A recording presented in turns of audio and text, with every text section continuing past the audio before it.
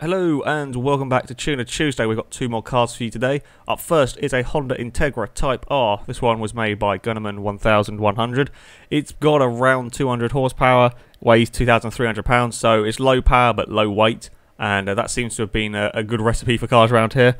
It doesn't have a turbo, which is or no form of forced induction, which is interesting because a lot of the cars we have had around here have had some sort on them.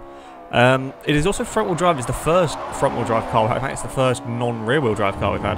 Anyway, yes, corner names before I forget. That corner there that Stig just went round, that is Diabolica. Now, someone, I think it was New Leaf 666 or something like that, came up with that name, and that's some racy nerdiness, and I like it. So yes, that one there is called that. Someone also suggested the first corner should be called Bathurst, because it looks like the first corner at Bathurst, and I like V8 supercars, so that shall be called that from now on.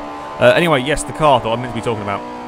This is a really nice car actually. I tend not to particularly like front-wheel drive cars, but this car doesn't really feel that much like a front-wheel drive car. There's no sort of on-power understeer, which is really quite nice. I guess it's because it's not particularly powerful, and straight line speed does struggle a little bit. But yeah, it's a really nice handling car. Up to Bathurst now, and you can brake deceptively late. This isn't particularly quick in a straight line. It's only a tiny bit faster than the MR2 we had a few weeks ago. And it gets, of course, round the first corner very nicely. As we come down towards the bomb hole section now, it is easily flat out in this car. You can feel that it is a little bit underpowered through here. You do sort of notice the lack of power, especially coming up the hill. But it's manageable. It gets around the corners quite nicely. Up towards Diabolica now, it gets turned in nicely. There's a little bit of understeer on the exit again. It's wanting to creep off towards the grass. This car is quite a strange kind of drive. If you get it right, then the understeer is not a problem. If you sort of push it too hard, then yes, you can have some issues. Like I think that's probably the case with all front-wheel drive cars. Up to the last corner now, and gets turned in very nicely through there. And then it is just a run to the line. As I said, it's not particularly quick in a straight line. However, around the corners it is very good. So it should be an interesting time from the Integra. And there we go. That is it. It is across the line. And then we move on to the next car. And up next we have yes, it's a Prius. I wasn't expecting there to be a Prius either.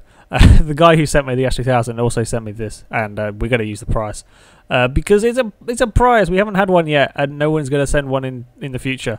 It's just mental car, this one. 250 horsepower, which is quite a lot for B class. 2,488 pounds, which means it's not very heavy either. It is front wheel drive. And it's not like the Integra at all. There is so much understeer in this car. It's just quite ridiculous. It's a really hard car to drive. I'm really glad the guy, Epic Legend, who sent this in, that he did send it in, because it's so just ridiculous. It's kind of fun. It's good to have some different cars, not just the same repeated Hondas. We've had so many Hondas and Japanese cars. I know these are Japanese, but it's something a little bit different. Anyway, of course, Stig did get a lap time out of the Prius.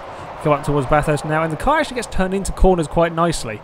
The turning on it is pretty good. It's just the minute there's any power, you just get a wheel spin or understeer or both at the same time, which really isn't what you want around a track like this because there's a lot of sort of medium and high speed corners. Coming towards through the bomb hole section now, it is the slowest car through there purely because you have to lift off the accelerator because otherwise it's going to wander off towards the gravel trap in the wall around Diabolica. And again, you can see it's getting turned in quite nicely.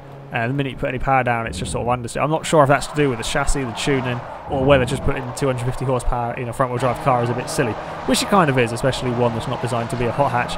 Anyway, yes, around the quadruple apex right-hander and up towards the last corner, you can see this is where the Prius really struggles through this section.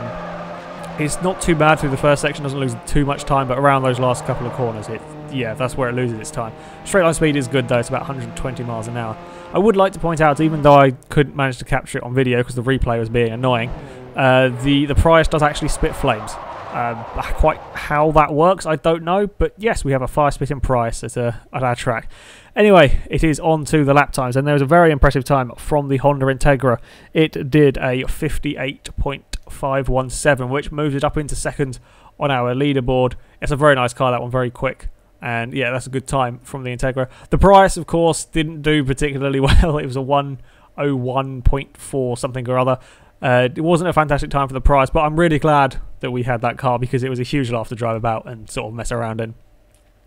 Anyway, if you have cars that you want to see in a video sometime, we have loads of cars, so sorry your car will take a while getting onto a video. Then you can send it to me if I'm on your friends list, or you can upload it to your storefront, the tune, and a paint job if you want, and send me a message. I may download it, and I'll get Stig to download it and drive it. Also, if you have ideas for names of corners, then please do feel free to leave them in the comments, and we'll see if we can name all the corners on the track. Anyway, that is it for this video, guys, so thank you very much for watching, and until next time, goodbye.